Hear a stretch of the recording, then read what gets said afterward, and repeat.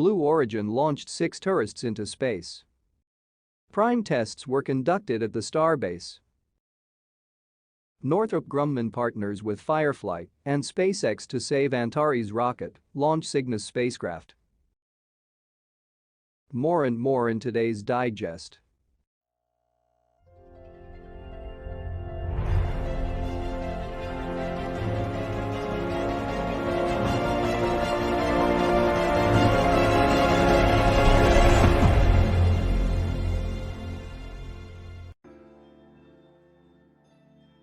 The suborbital mission lifted off on August 4 at 8:57 a.m. from Blue Origin's launch site 1 located near the town of Van Horn, Texas.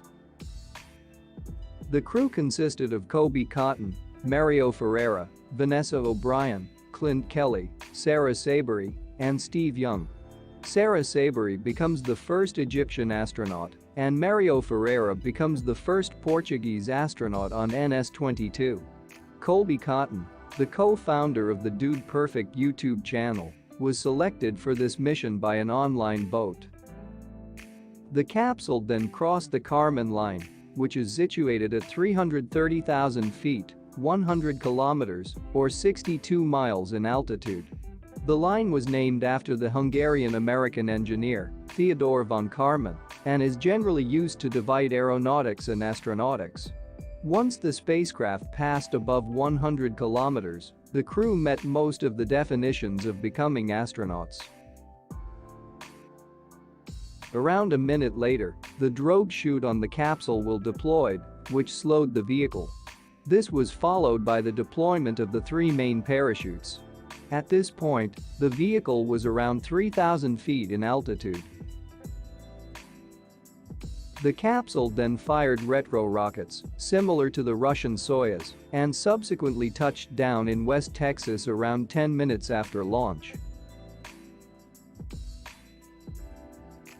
On August 9, a prime test of Booster 7 and Starship 24 was conducted on the territory of the Starbase.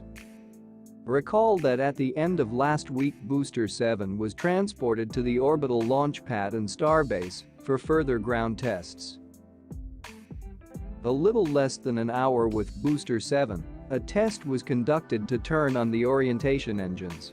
They served the rocket to orient its direction, both at launch and landing. On the same day, during the lighter time of the day, fire tests were conducted in the Starbase with Booster 7 and Starship 24. Recall that on July 12, during the planned fire tests of Booster 7, an unplanned explosion occurred on the launch pad. After a 2-week inspection of the booster, 8 Raptor engines were removed from it. Later they were replaced, and the concept of engine ignition at start was changed. Together, 33 engines cause a strong shock wave, which can damage the launch pad. Later, the Flint tests of the Starship 24 were carried out. The static fire test is part of the preparation for the first orbital flight of SpaceX Starship, which is the largest rocket with a super heavy accelerator installed.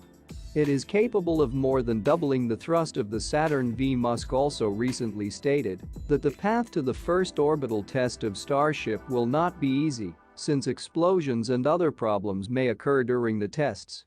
According to SpaceX CEO estimates, the first orbital test launch of Starship could take place in a month or within a year.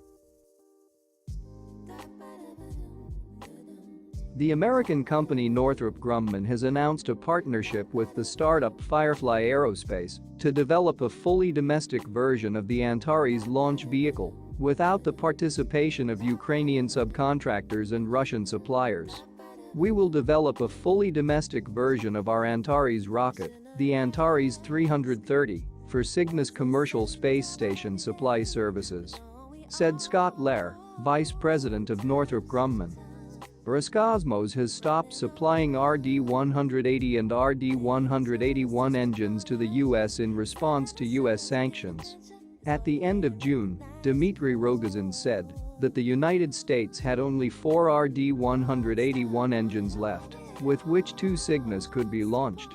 Cygnus is a space truck. It delivers cargo to the American segment of the International Space Station.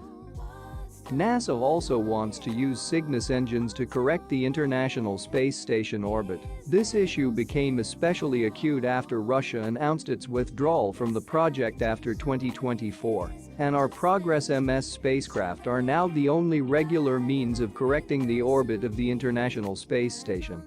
True, Russia's withdrawal from the IS project may stretch until 2028, but NASA clearly wants to have a backup plan. So the American side has at least two good reasons for import substitution RD-181.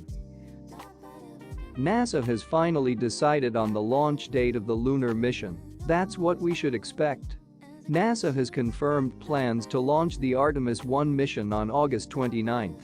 This is the first test flight of a spacecraft, on board of which astronauts will go to the moon in 2025.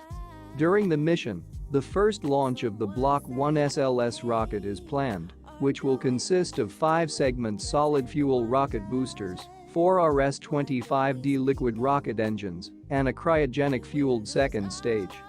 The aim of the Artemis 1 mission is to demonstrate the operation of integrated systems, as well as testing the Orion thermal protection system when entering the dense layers of the atmosphere at high speed. Initially, it was planned that during the mission, a flyby of the moon would take place without entering its orbit. The duration of the mission was supposed to be about 7 days.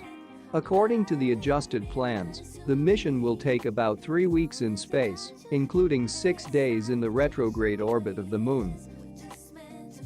In its debut mission, Ligian 1, among other payloads, carried a new quantum key distribution satellite. The 30-meter high rocket, the largest solid-fuel launch vehicle in China, was developed by Space, a subsidiary of the State Academy of Sciences of China.